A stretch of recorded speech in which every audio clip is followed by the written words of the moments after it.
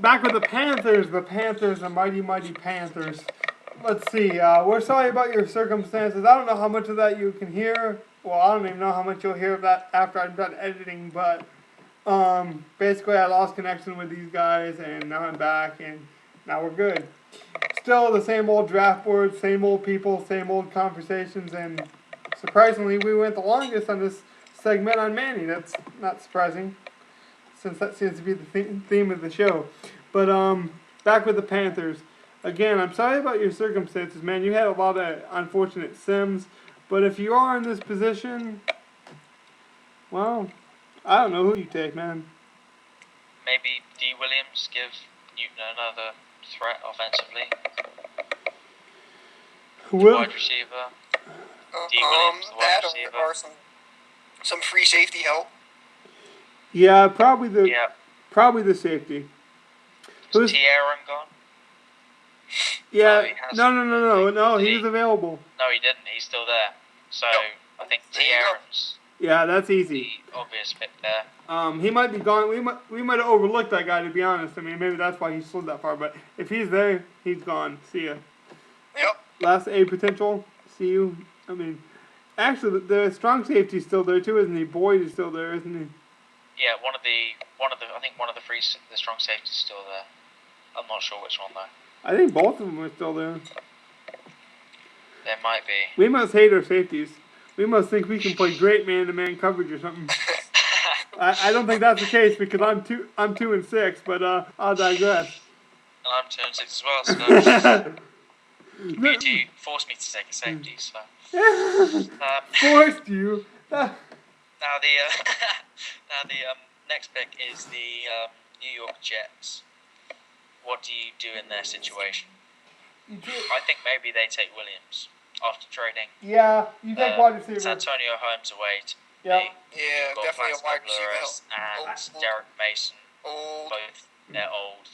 I don't care if I don't care if the best wide receiver is like Carol Owens' brother, if it's his mom, or if it's his aunt. You take the best wide receiver available. Yeah. Or the other. I don't know about any Jet strong safeties. I'm not sure. I'll have a quick check. He's gonna have to have Mathis at safety, you think, or one of those. He's got a lot of secondary help. He's got Jim Leonard still and Eric Smith. Yeah. So you don't pay a first round draft pick for one of your strongest positions, in my opinion, and secondary is the strongest. But if he doesn't get young, Logan, tell that's the Lions. Logan, tell that's the Lions. Hey. My Lions are just fine, thank you very much. No, but the point you're arguing is you don't pay a player that much when the Lions did exactly that, and look at the situation there and now. With two quality strong safeties on the board, 80 overall, well, we think they're both on the board still, A potential, 80 overall. Do you let them fall any further? We're at the 20th pick in the first round. Do you let both of them fall any further, or do you snap on this opportunity and Jim Leonard becomes, say, potentially expendable to a trade? No, you take a wide receiver, I think. Take a wide receiver because if you don't get young at that position, if you don't do it in free agency, you're basically cooked within the next year. And you'll be scrambling to looking for two wide receivers. There are a fair few wide receivers further down, but they're not quite as good quality. So maybe a couple of them will fall into the second round, maybe to where you're picking. But but they may not be there. They may not be. Yeah. You gotta. So is D. Williams the final pick? Sounds good. Yeah. The next pick is the Colts. What do we do there? That's safety. Strong safety. The best available safety, I think. I think this is where you take the best player available. Yeah, he's a team that can. They got Melvin Fullerton, strong safety, and Bethea at free safety. So either one of those safeties would come in and be better than Bulletin. Exactly. And if you wanted to sit him, that's okay. I mean, right now in the draft, we're deep enough. We're talking about playoff teams, so obviously they didn't need these people to get to the playoffs. So why would they? Yeah. Why would they need them to play right now? So we go That's- for Jay Boyd. Yeah. And to be honest, The next I pick. don't think he slipped quite that far. But Yeah, I don't think either of them slipped that far. I think we might have overlooked them a bit. But now the next pick is the Packers from the Eagles. So what do you do with the pick that you got from Clay Matthews? Do you replace Clay Matthews with? No, you Jacobs? already. My theory is you already replaced Matthews. Now you go offensive line side offensive here. line, exactly. You already traded up, and you already traded me your 2 first-round draft picks, and you got the best available linebacker. And now you probably don't got a pick, but you're gonna put that gun to my head again. So I'm gonna have to take an offensive lineman. But if this is my pick, like it should be, I still take an offensive lineman or the best available corner. But But which offensive lineman do you go for? D Hall, a left guard with decent potential, or do you go with Well, he has T.J. Lang. Lang is a really T Walker, the right tackle, who's B potential but 84 overall? Do you go with potential or overall in this situation? you take Or do you go with the centre? They all appear to be C potential on this, but you take potential. I think in many situations. The thing is you have Chad Clifton there sitting at 36 years old, so you're going to need a left tackle. But are you gonna need him next year, or are you gonna need him the year after that? Because if you need him the year after that, yeah. you take potential. If you need him so now, do you go for D Watkins, a left tackle at 76 overall? Do you go more positional, or do you go more potential, or more overall? That's the potential. real question. It sounds like positional being left tackle, but do you? Yeah, because he doesn't have to come in and start right away. Yeah. Yeah. And Clifton's vulnerable yeah. for injury. Or do you shift Derek Sherrod, who was drafted as a left tackle? He's a left guard on the game because he's been playing there. But do you put him across at left tackle and put your rookie left guard in there? Say Hall or Lipsy. What Manny does is Drop he on trades them. the first 2 picks to me, and this is my pick, and I'll choose whoever I want. And so now we can move on because Manny doesn't even have these picks. So who's next? So who do we pick with that pick? We've got to take someone off the board. A Left left tackle. Yeah, take the left tackle. Watkins. Now it's the Broncos. So now we got Manny taking 2 left tackles. I'll digress. I'll digress. So we've got Manny taking the defensive tackle and left tackle. Going on the lines. Yeah, who do we have the Broncos taking at 23rd overall?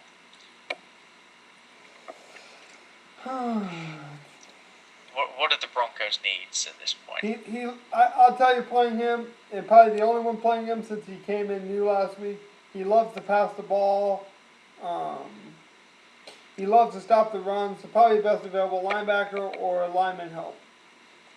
Or what about a tight end? Or tight end, exactly. Daniel Fells is rated a 71. That's his top tight end. There you go. I'm silly. Listen to Stocks. He's the gospel. You take the tight end. You take Sims. That seems like a good bit. You got quite a few good quality potential Yep. young wide receivers. Yep. The question is whether you go and with potentially Tebow starting for you. If you choose to go down that route, you're going to need quite a fairly heavy tight end formations probably. So you've got big receivers to hit and for blocking, obviously when he decides to scramble in some cases. So the tight end seems like the pretty obvious point, obvious pick, unless you're going on the offensive line, which No. You take doesn't Sims. seem like it's the right pick at this stage. You take Sims. We move on. Who's next? The Minnesota Vikings. Interesting. Now, for the Vikings to be able to be picking at 24th with the roster they have, they've been using Adrian Peterson heavily. We've still got You take Cox. C. Cox and we've got C. Mays.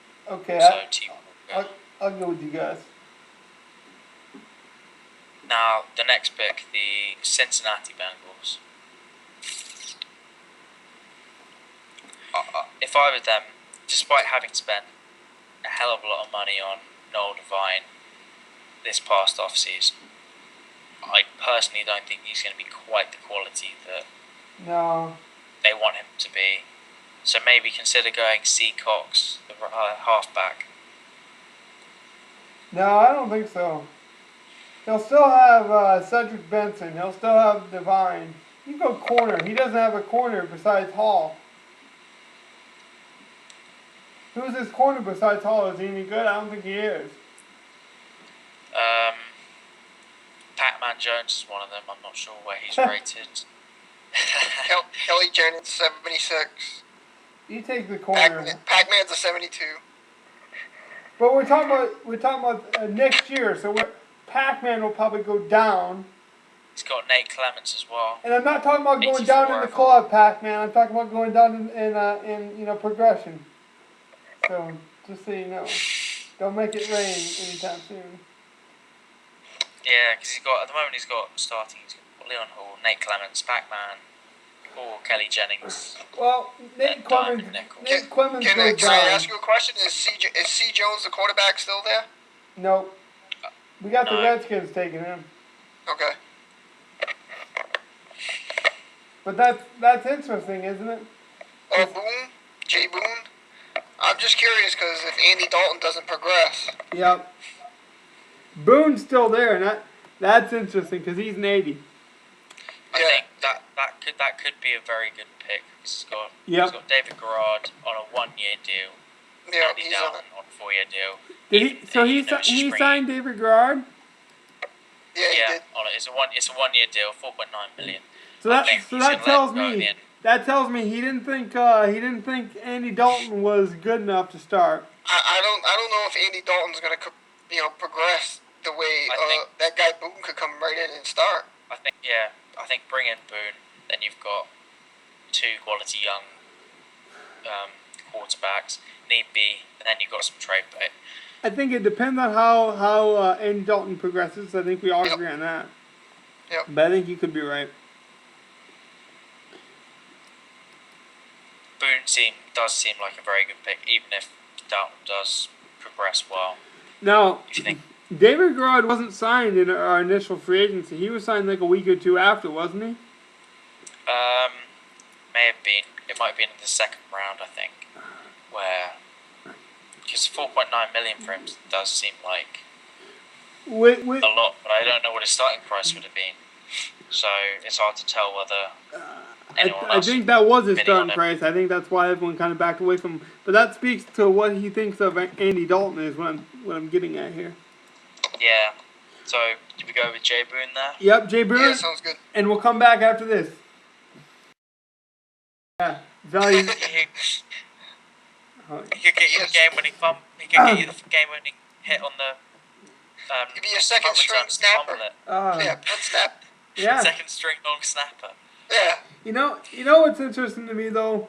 I think one of the first things to go in the second round. I mean, we're not gonna obviously do the second round. I don't got 25,000 hours to debate that. But I think the fullbacks will definitely go in the second round, early in the second round. I think maybe because they could potentially be used as power running halfbacks. Yeah, and they're both depending A on the potential. stats. And one's And coming. they're both A potential, so yeah. I would love both of those guys to be honest. 81 overall, 75 overall. I would use Not both sure of those about the guys. individual stats, but Whoever the Yeah. quickest guy is gonna be my power back, and then the other guy's gonna be my fullback. I mean, we talk about gadget quarterbacks all the time, but there's a lot of people.